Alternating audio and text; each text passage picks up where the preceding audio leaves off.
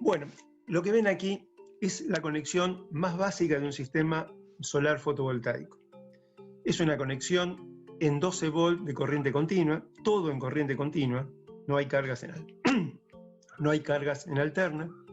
Es un módulo fotovoltaico, una batería y un tablero de distribución. En estos sistemas fotovoltaicos elementales tenemos un tablerito de distribución, generalmente en los cuales dividimos los consumos en corriente continua. Una salida de estos consumos puede ser para iluminación y la otra para algún otro tipo de cargas, televisor, radio u otro elemento en corriente continua. La que vemos a continuación es una conexión en paneles fotovoltaicos en 24 volts. Serían 4 módulos. Ustedes fíjense cómo es la conexión. El negativo, entra el negativo al positivo de un módulo, el positivo al negativo del otro módulo y sale el positivo del segundo módulo. Estos dos módulos están conectados en serie. Los otros de arriba también están conectados de la misma manera y a su vez el negativo con el negativo de este y el positivo con el positivo de este están en paralelo. O sea que esta es una conexión serie paralelo con 4 módulos trabajando en 24 volts de corriente continua. Fíjense que los extremos, tanto positivo como negativo, están yendo al regulador de carga de la batería. Este regulador de carga de la batería está conectado al banco de baterías que tengamos disponible. Como en el gráfico anterior, acá tomemos uno de los grupos de módulos, negativo, positivo, negativo, positivo, negativo, positivo, negativo, positivo. Todo este grupo de módulos está conectado en serie, trabajando con una tensión de 48 volts. El otro grupo de módulos que tenemos a la derecha está conectado de la misma manera y también en 48 volts. Positivo y negativo de cada grupo de los módulos están conectados en paralelo al regulador de carga de las baterías.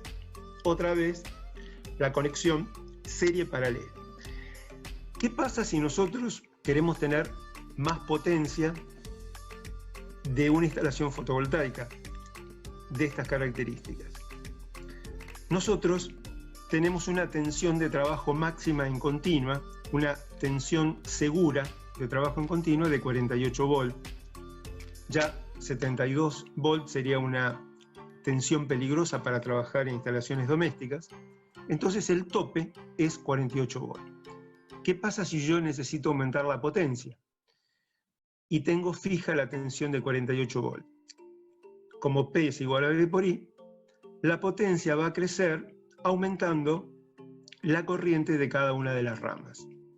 ¿Esto qué significa? Que si yo quiero una instalación en 48 volts que me dé el doble de potencia que esta, simplemente voy a agregar ramas para conectar en 48 volts. Puedo agregar una a la derecha, una a la izquierda, y la instalación siempre va a estar trabajando en 48 volts, pero va a aumentar su corriente porque voy a estar sumando de las corrientes de cada una de las ramas. Vamos a ir viendo cada uno de los elementos que conforman esta instalación solar fotovoltaica off-grid.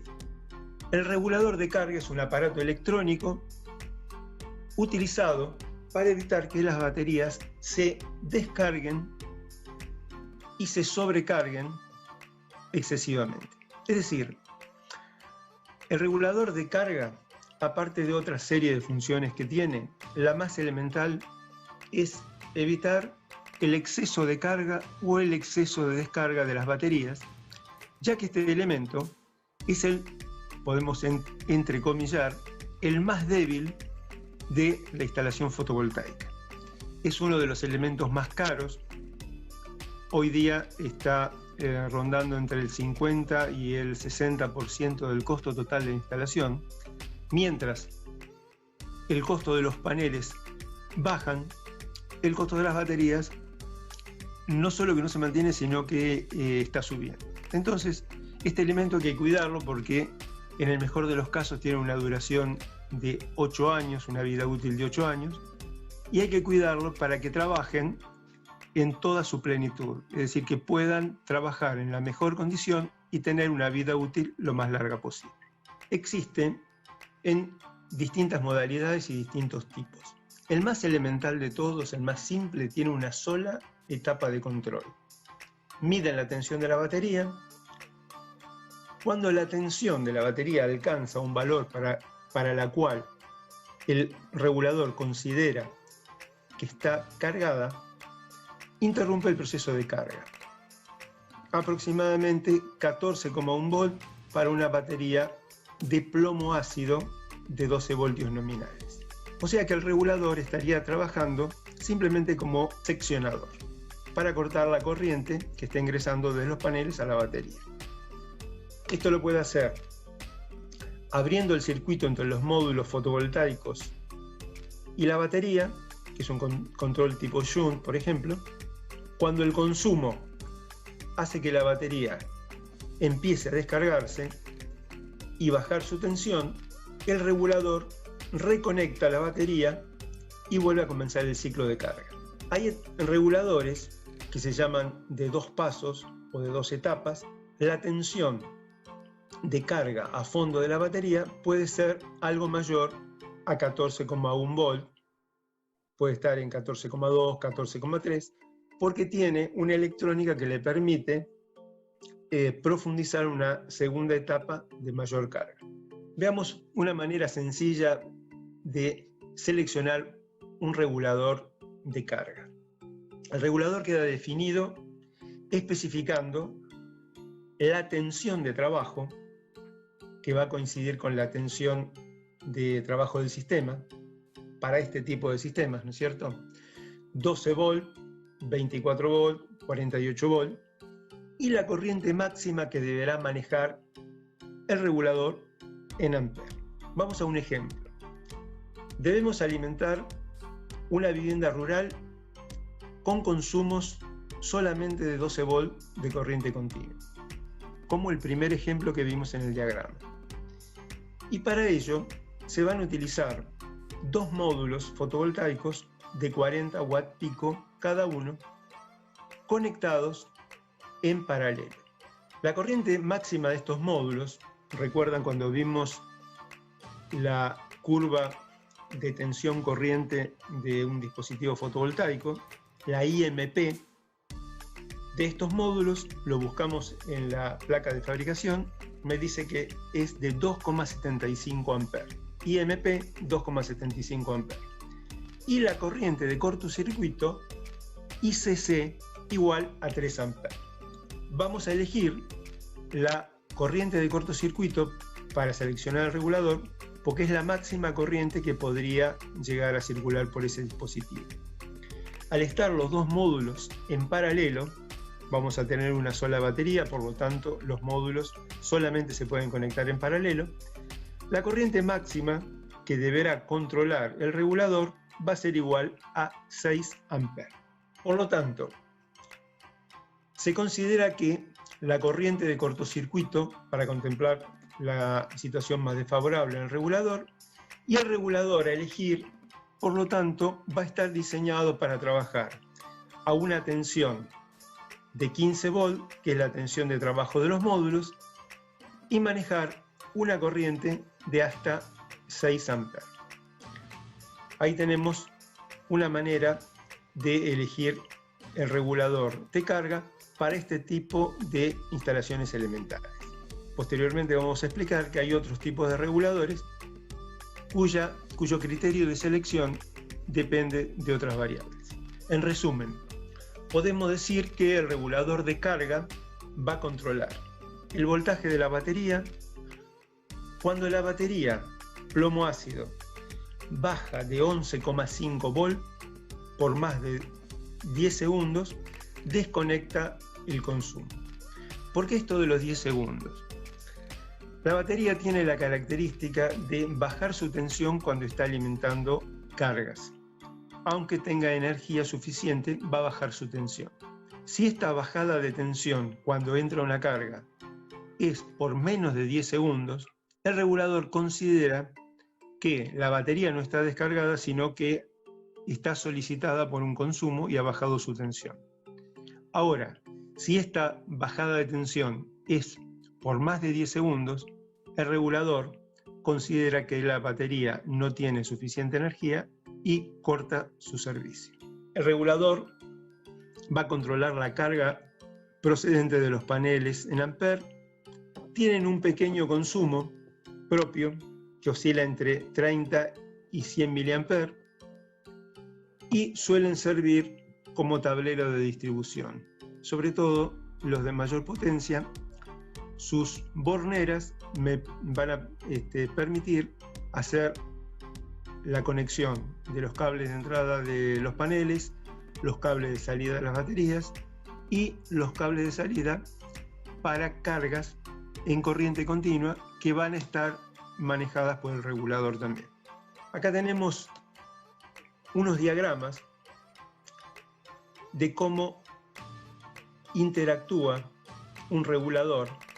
En los gráficos de la izquierda tenemos un día soleado con batería descargada. ¿Qué va a pasar? La curva de respuesta, en este punto de la curva sería el comienzo de la mañana, el mediodía solar y la hora de la puesta del sol. Fíjense que la curva que nosotros veíamos ideal, que era una curva perfecta, un día tipo va a tener ciertos valles que son los momentos de aparición de nubes, por ejemplo, o de falta de diafanidad en el cielo, pero aproximadamente esta curva, que es la curva de potencia de un dispositivo fotovoltaico, va a responder a esta forma. Más abajo tenemos la curva de la tensión de la batería bajo las mismas condiciones y que va a guardar cierta relación, porque recuerden que la potencia es la tensión por la corriente. Entonces, si nosotros tenemos una curva de tensión, va a responder, salvo la variable de la corriente, a una curva muy similar a la de arriba. A la derecha tenemos una curva que corresponde a un día soleado con batería cargada. ¿Qué va a pasar cuando haya un día soleado y la batería esté cargada? Arriba tenemos la curva de potencia, abajo tenemos la curva de tensión. Va a empezar el día solar, va a empezar a aumentar la carga de los paneles, va a llegar a una tensión determinada, a una potencia determinada y a una tensión determinada. Entonces ahí va a empezar a regular porque la batería está cargada, para no sobrecargar la batería. La curva de abajo, ustedes ven cómo varía la tensión con la hora del día hasta llegar a un amesetamiento, que es el corte del regulador, y luego el mantenimiento en una tensión que se llama tensión de flote. Y abajo tenemos la superposición de las dos curvas. Vamos a comentar que este tipo de reguladores que hablamos recién son para las instalaciones más convencionales. Dijimos que eran reguladores tipo serie paralelo. Existen otros dos tipos de reguladores que surgieron los últimos tiempos, digamos una tecnología que fue avanzando en el sentido de mejorar la carga de las baterías, y se llaman reguladores PWM, que en castellano significa modulación de ancho de pulso. ¿Esto qué significa? La regulación de la tensión no es on-off, encendido o apagado como los reguladores anteriores, sino que tiene un pulso variable. El pulso que genera este dispositivo electrónico es un pulso que modula su ancho y modula la tensión que le está inyectando la batería. Es decir, va a tener, digamos, la tensión de carga no va a ser constante, sino que van a ser como picos de tensión que van a ser aleatorios. Va a dar tensión por debajo de los 14 volt, va a dar tensión por encima de los 14 volt, inclusive fuera de regulación. Y esto ha demostrado que es una de las mejores maneras de cargar la batería porque se evita el problema de la toma de memoria de la batería, que es sulfatarse y no permitir una carga si uno lo va cargando con tensiones siempre iguales. Toman esa memoria y después se sulfatan las placas y es difícil cargar. El regulador PWM soluciona este problema y mejora la capacidad de carga de la batería. El último tipo de regulador que surgió no hace demasiado tiempo es el regulador MPPT. Las siglas son MPPT en inglés y significa, traducido, seguimiento del punto de máxima potencia. Ustedes recuerdan cuando vimos la carga tensión corriente que había un punto en la curva que lo llamamos punto de máxima potencia. Recuerdan que proyectábamos sobre ambos ejes y teníamos la tensión de máxima potencia o de trabajo y la corriente de máxima potencia. Lo que hace este regulador es, mediante una electrónica compleja, buscar en todas las condiciones del día solar el punto de máxima potencia de cada momento. ¿Cómo lo hace? Volviendo a la fórmula de P es igual a V por I, como la potencia varía solamente con la tensión y la corriente, y lo que nos interesa a nosotros es aumentar al máximo la corriente, porque son los electrones que están cargando la batería. Lo que hace el regulador es, dentro de un rango de tensiones de carga de batería, bajar al mínimo la tensión de los paneles para que aumente la corriente. Es decir, esto hace que baje la tensión, como la potencia instantánea es constante, va a aumentarse la corriente, que es lo que a nosotros nos interesa para cargar las baterías o para hacer andar un dispositivo o para venderla a la red. Este tipo de reguladores MPPT logran un incremento de eficiencia en la carga de entre un 30 y un 40%. Por otro lado, tiene una diferencia importante de precio con los reguladores convencionales. Después el análisis será técnico-económico si me conviene usarlo en una instalación, ya que puedo, mediante este dispositivo, que me aumenta la eficiencia o la cantidad de energía transformada y acumulada, puedo bajar cierta cantidad de panel en función de este incremento de eficiencia. Pasemos ahora a otro de los elementos que componen el sistema fotovoltaico off-grid y que son las baterías o acumuladores. Las baterías tienen dos funciones primordiales.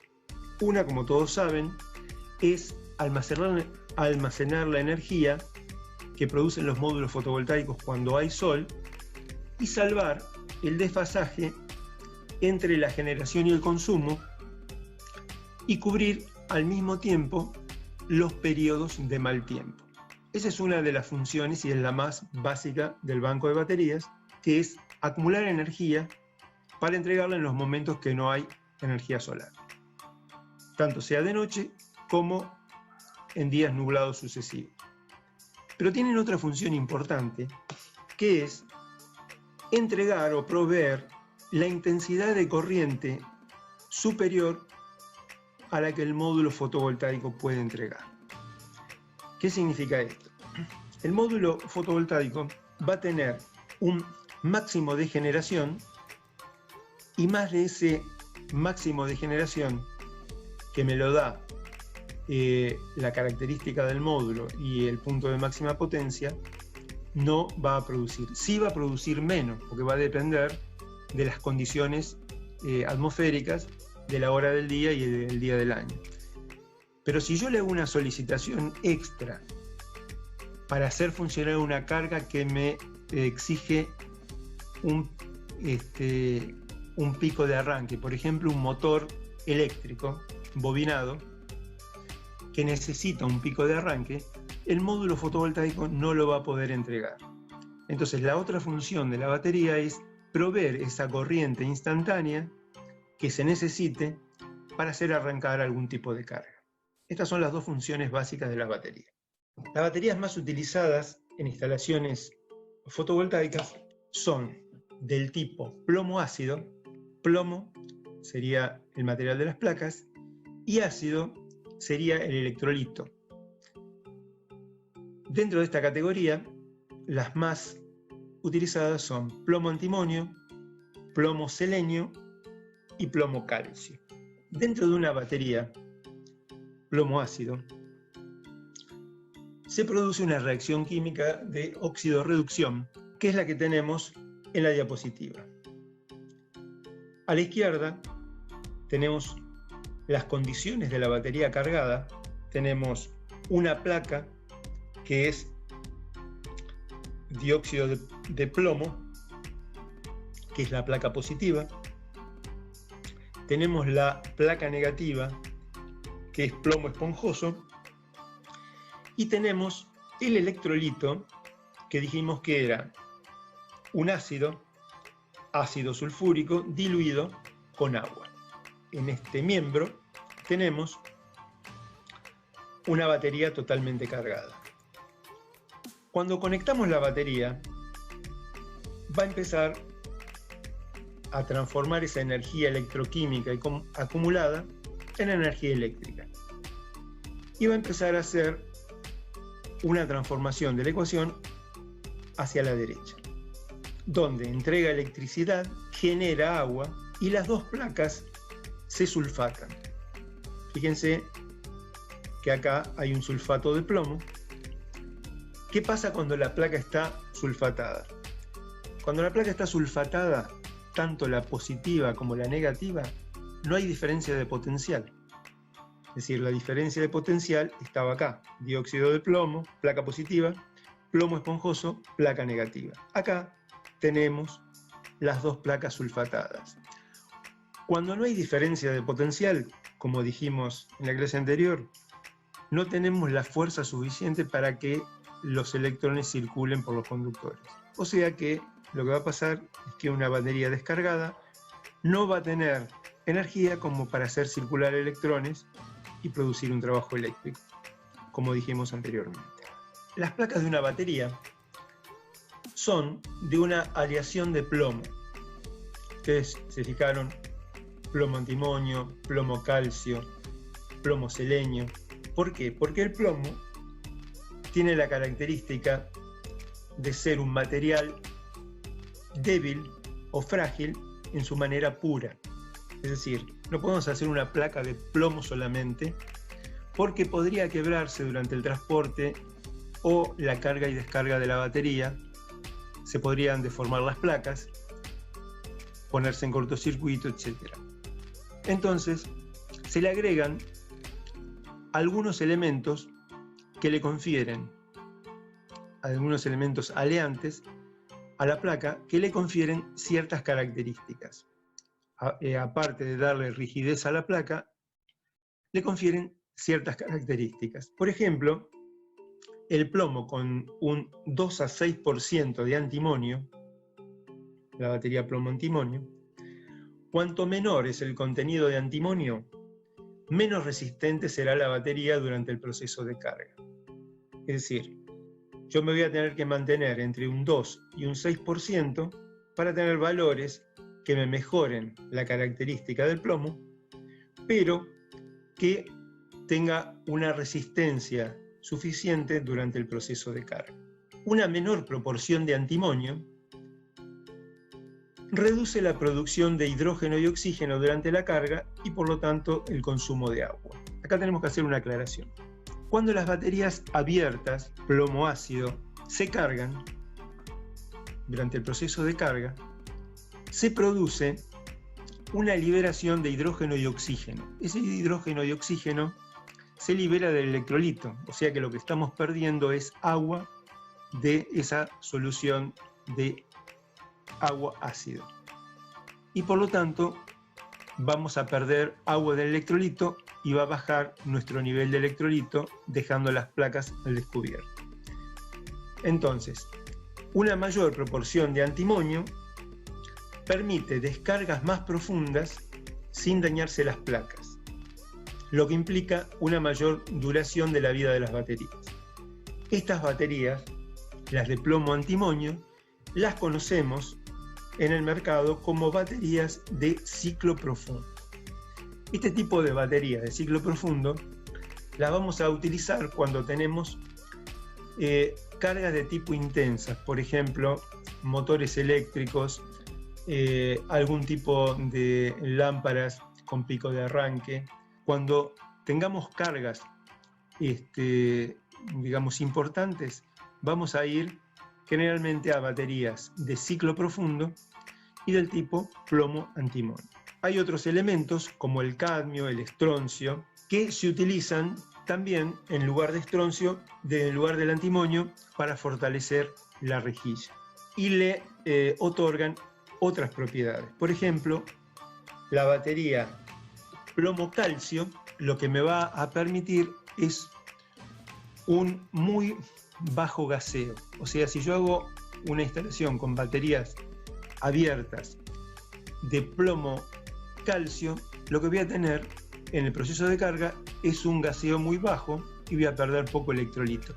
Pero por esto mismo también van a ser baterías de ciclo poco profundo. Entonces, cuando en una instalación fotovoltaica nosotros tengamos cargas que no sean cargas intensas, por ejemplo, cargas en iluminación que no tienen pico de arranque y son cargas, digamos, progresivas y suaves, vamos a poder utilizar baterías de plomo-calcio.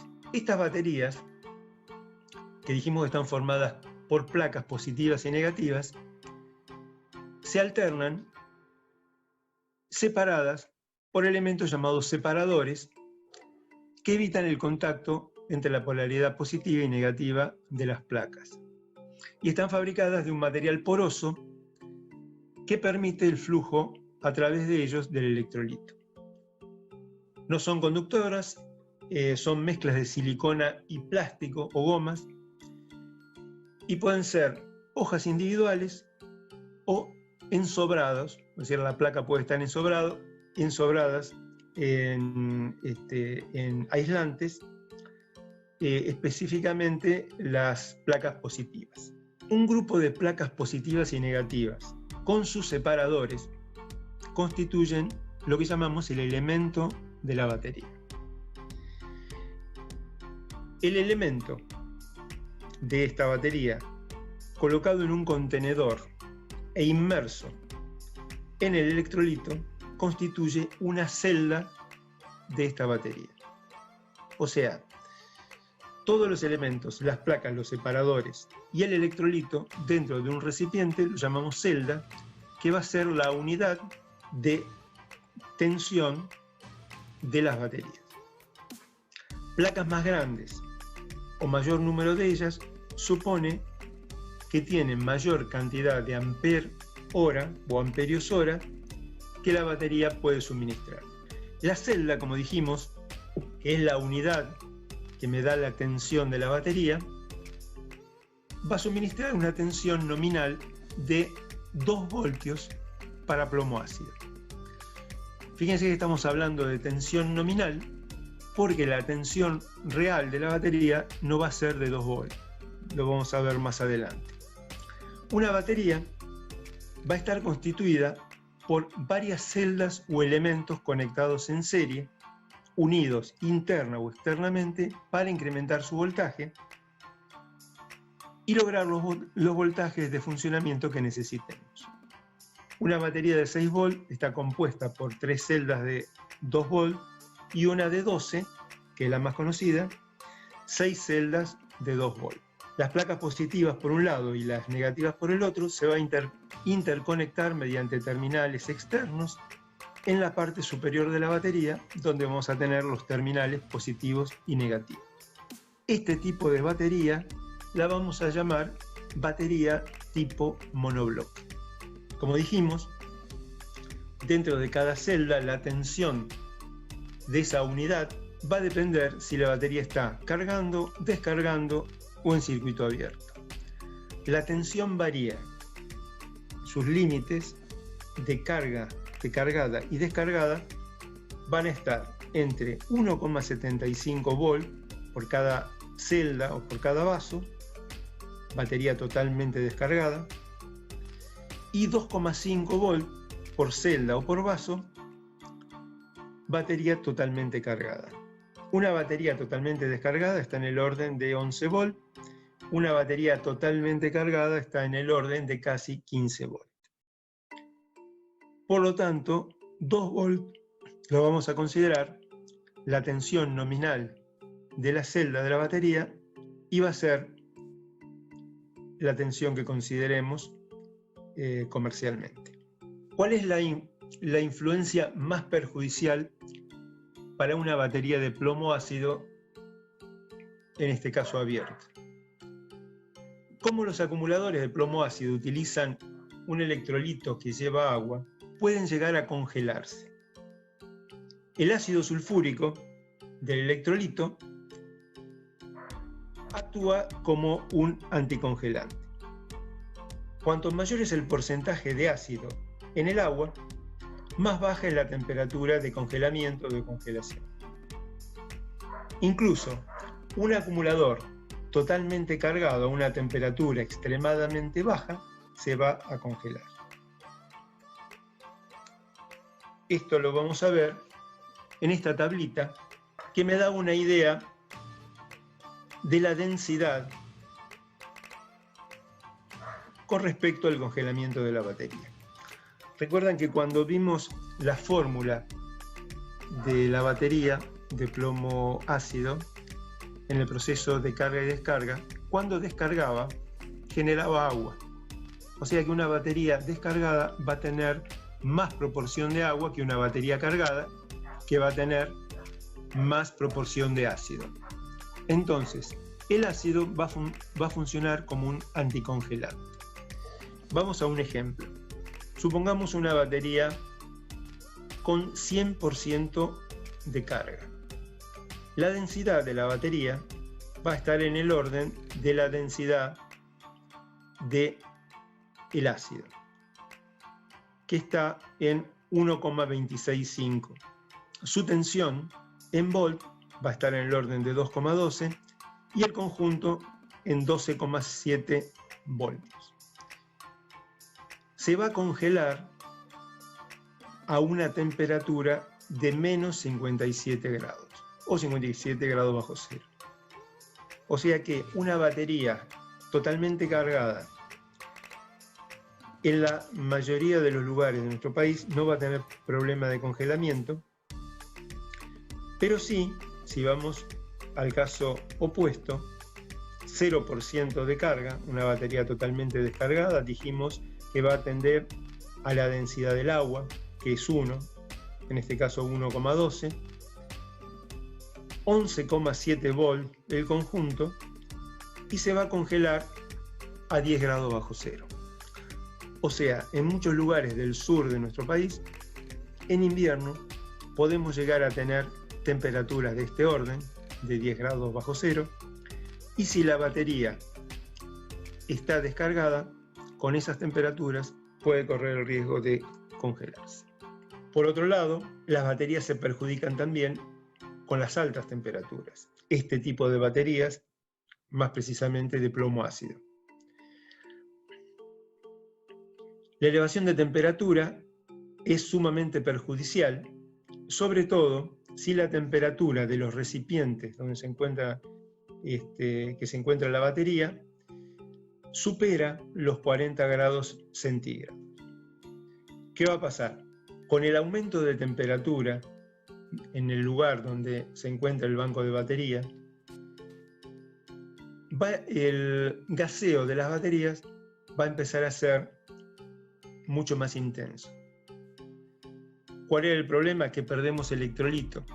Al perder el electrolito baja el nivel de las placas, baja el nivel del electrolito, las placas quedan expuestas, y si esta exposición de las placas dura mucho tiempo, las placas se van a sulfatar de manera permanente.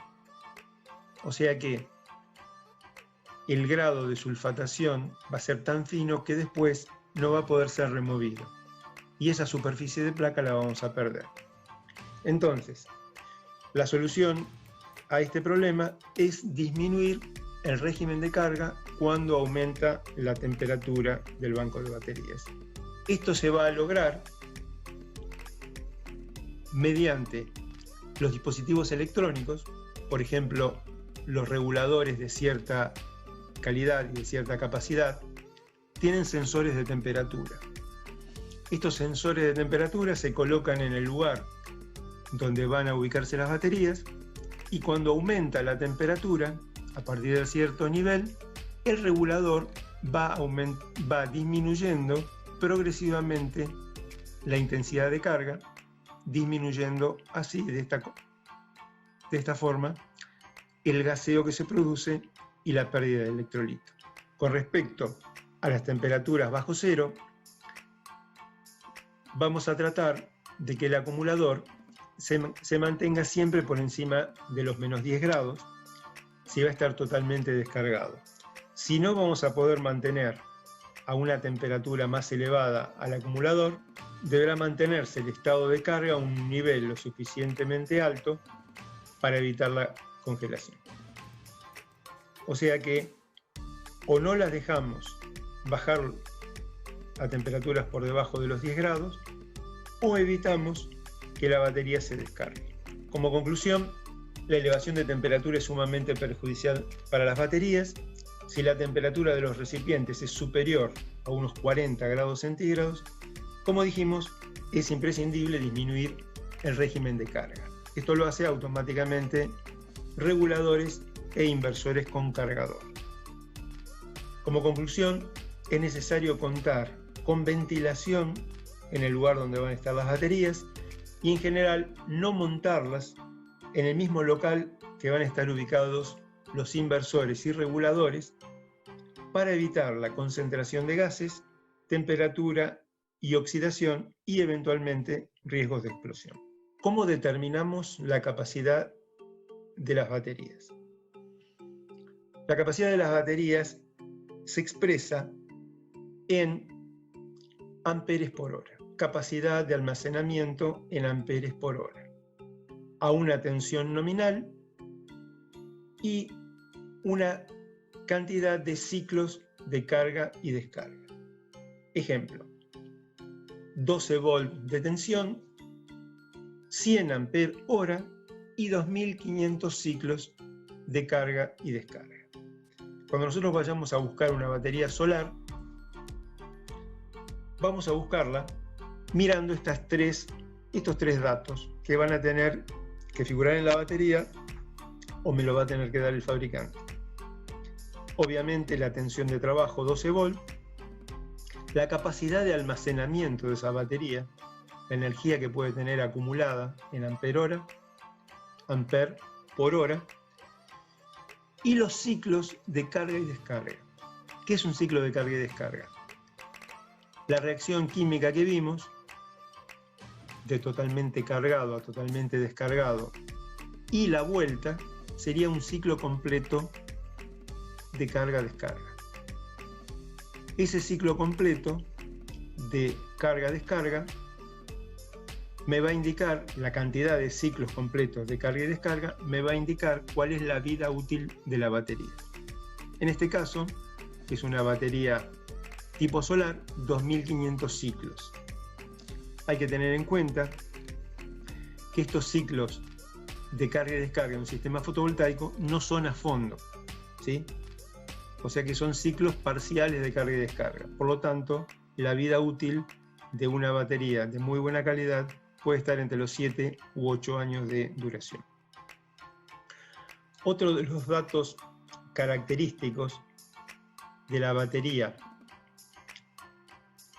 solar es la capacidad de autodescarga. La capacidad de autodescarga es cuando tenemos una batería cargada, desconectamos sus bornes y lo dejamos en vacío. La batería se va a descargar, cualquier batería se va a descargar por sí sola, y las baterías solares se van a descargar a un régimen de 3% mensual, o sea, un 3% mensual de descarga. Mientras que las baterías convencionales, llamémosle automovilísticas, el porcentaje de autodescarga está en el orden del 20%. De aquí es que las baterías solares y las baterías de tipo automotriz, por más que se parezcan exteriormente, no tienen nada que ver y no se deben mezclar. No podemos utilizar baterías automotrices en instalaciones fotovoltaicas. Por otro lado, la descarga de energía, o sea, la energía que devuelve una batería, está en función del tiempo de descarga. Como es una reacción química, electroquímica, esta batería va a estar diseñada para descargarse a una velocidad determinada. Si yo quiero aumentar la velocidad de descarga, lo que voy a producir es un recalentamiento de esa reacción química y voy a tener una pérdida de eficiencia, me va a devolver menos energía porque parte la va a perder en forma de calor. Por lo tanto, como dijimos, la clasificación de las baterías va a estar en función de la capacidad de almacenamiento en ampere-hora, su ciclo de vida útil, cantidad de veces que la batería puede ser descargada y cargada a fondo antes de que se agote su vida útil, y también la capacidad de almacenamiento de una batería va a estar influenciada por la velocidad de descarga.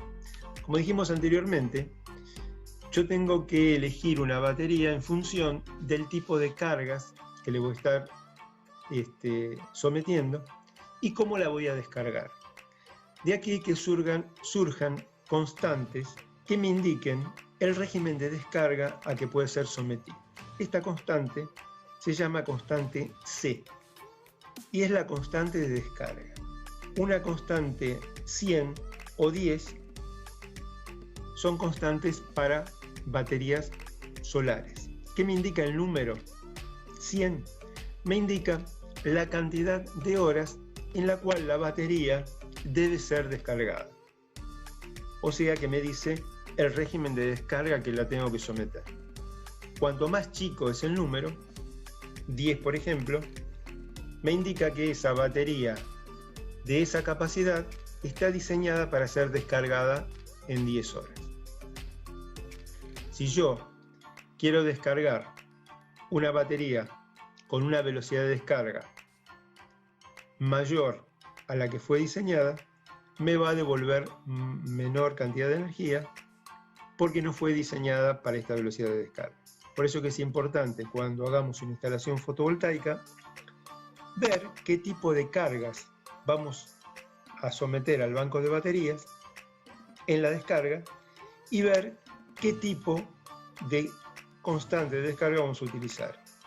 100, 20 o 10. Que son justamente los regímenes de descarga para sistemas fotovoltaicos. Vamos a ver ahora algún tipo de batería distinto, pero basados en el mismo principio, o sea, son baterías de electrolito básicamente líquido, de plomo ácido, y en el caso de las baterías gelificadas, se le va a agregar un elemento para gelificar el electrolito líquido y hacerlo más denso. Este elemento es dióxido de silicio, o sea, al electrolito se le agrega dióxido de silicio y esto va a formar una sustancia coloidal que reacciona con la variación de la cantidad de ácido en el electrolito. Cuanto más ácido tiene, o sea, cuanto la batería más cargada está, el electrolito se va a endurecer, y cuanto menos cargada está, el electrolito se va a hacer más líquido. Una de las características de las baterías de gel es que son selladas. Ya no son una batería abierta, sino que es una batería sellada. Una batería de gel muy conocida es la batería que se utiliza en las alarmas, que es una batería de 7 ampere-hora en 12 volt y que tiene una forma rectangular y tiene un color marrón aproximadamente, y está dentro de las cajas de las alarmas. Obviamente estas baterías no tienen ningún problema de gasificación de hidrógeno ni oxígeno al exterior y pueden colocarse en el mismo lugar donde haya dispositivos electrónicos. Otro tipo de baterías selladas son las baterías llamadas de electrolito absorbido, AGM, las van a ubicar de esta manera en la industria, y se llaman de recombinación gaseosa. ¿Cuál es la particularidad de estas baterías? Son baterías selladas, pero el electrolito es de líquido y la batería es de plomo ácido también. Este electrolito se encuentra absorbido en una fibra de vidrio microporosa. Al igual que las baterías de gel, no se derraman, pueden colocarse en casi cualquier posición y pueden entregar descargas moderadas. ¿Cuál es la característica de funcionamiento? Como el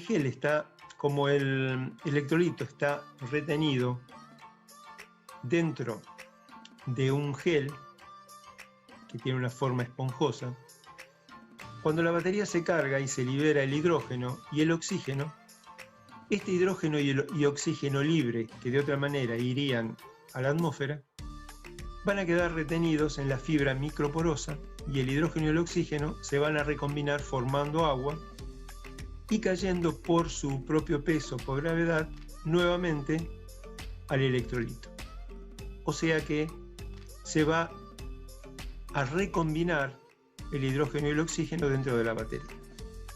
Por eso las baterías son selladas y se llaman de recombinación gaseosa. Finalmente vamos a ver algún tipo de batería distinto, que son las baterías de níquel-cadmio, que se basan en otro principio de funcionamiento. Ya no son baterías de plomo ácido, sino que son baterías alcalinas.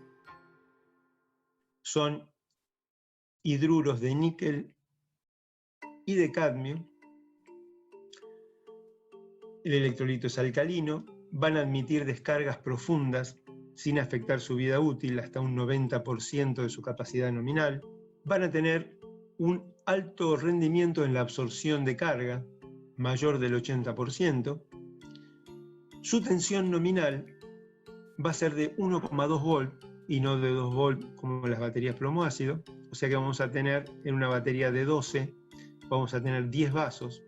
Estas baterías van a ser más largas, tienen un muy bajo coeficiente de autodescarga, tienen alto rendimiento ante las variaciones extremas de temperatura, no les afecta el calor, no les afecta temperaturas bajo cero, y como dato negativo, tienen un muy alto costo comparado con las baterías anteriores. O sea que su aplicación está restringida a algún tipo de utilización donde se requiera un servicio muy eficiente, donde no se haga mantenimiento. Por ejemplo, estaciones de retransmisión aisladas, que pueden estar en una montaña, en un lugar inaccesible, donde pueda haber nevadas y donde el servicio no pueda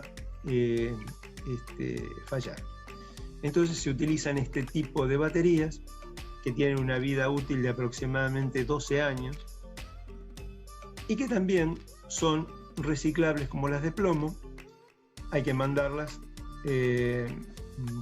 volverlas al fabricante original, y su fabricante la va a reciclar en el orden de más del 95%.